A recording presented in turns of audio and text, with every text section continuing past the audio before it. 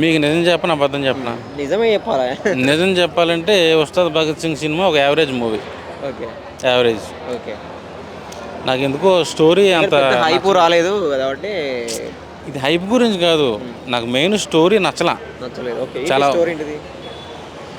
ఒక రౌడీ ఉంటాడు. సీఎం అవ్వాలనుకుంటాడు. వాళ్ళ కొడుకు ఒక అమ్మాయిని రేప్ చేస్తాడు 4 ఫ్రెండ్స్‌తో కలిపి. హ్మ్. ఆ విలన్ని సీఎం అవ్వకుండా చేయాలి. వీళ్ళని చంపాలి. హ్మ్. అది మన పవన్ కళ్యాణ్ గారు పోలీస్ కాబట్టి, సీఐ కాబట్టి ఇదే కదా. ఇంతకు మించి కొత్తగా అంత గొప్పగా ఏమీ లేదు చెప్పుకోవడానికి. సో దాని రిలేటెడే ఉన్నదా స్టోరీ కూడా? అంతే.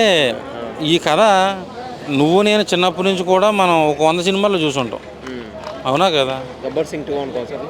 'గబ్బర్ సింగ్ 3' సార్ ఇది 'గబ్బర్ సింగ్ 2'ఆ 'గబ్బర్ సింగ్' అని నేను చెప్పట్లా. ఈ టైప్ ఆఫ్ కథ చాలా old story. Old story. So నాకు అది నచ్చలేదు. చూడవలసింది స్టోరీ కాదు. ఒక ఓజీని మించి ఉంటుందేమో అనుకుని వచ్చా ఈ సినిమా. వేరు ఫార్మాట్ అది. సార్ నేను చెప్పేది నేను ఓజీని మించి ఉంటుంది ఎక్స్పెక్ట్ చేసుకుని వచ్చాను నేనైతే. సో హరిశంకర్ నన్ను డిసప్పాయింట్ చేశాడు. సో డిఎస్పి మ్యూజిక్ కూడా అంతేం యావరేజ్గా అనిపించింది. లేదా పెద్ద మైనస్ ఏంటంటే పెద్ద స్టోరీయే మైనస్. Story minus. కళ్యాణ్ గారి పెర్ఫార్మెన్స్ అంతా ఓకే. పర్ఫార్మెన్స్ ఇట్లా గబ్బర్ సింగ్ బాడీ లాంగ్వేజ్ అదే కనిపిస్తుంది మొత్తం. మన హరిశంకర్ ఆ 'గబ్బర్ సింగ్' మోళ్ళు ఉండిపోయాడు ఎందుకో. ఉండిపోయారు అదే. అది పక్కకు వచ్చి వేరే ప్యాటర్న్ ఏమైనా ట్రై చేసి ఉంటే ఏమైనా బాగుండేదేమో కానీ నాకు చూపించలేదా ఏమైనా డైలాగ్ మోడ్యులేషన్ కానీ ఈ స్టైల్ కానీ నాకంతే. ఇప్పుడు 'గబ్బర్ సింగ్' అంటే మనకు పోలీస్ స్టేషన్ సీన్ గుర్తుకొస్తుంది. ఇప్పుడు దీంట్లో ఏం గుర్తుకొస్తుంది?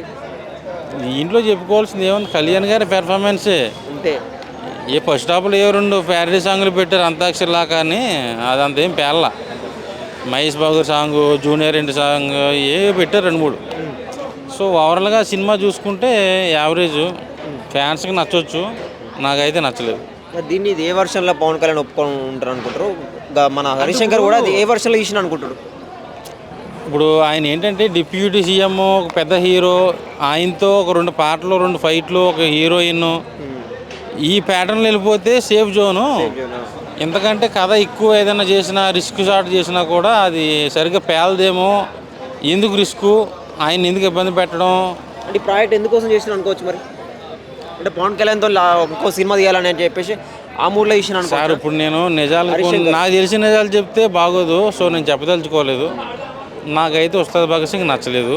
ఫ్యాన్స్కి నచ్చవచ్చు, ఫ్యాన్స్ని చూడమని చెప్తా. సో నన్ను డిసప్పాయింట్ చేశాడు. నేనైతే హరిశంకర్కి గుడి కడదాం అనుకున్నా పిఠాపురంలో ఈ సినిమా హిట్ అయితే.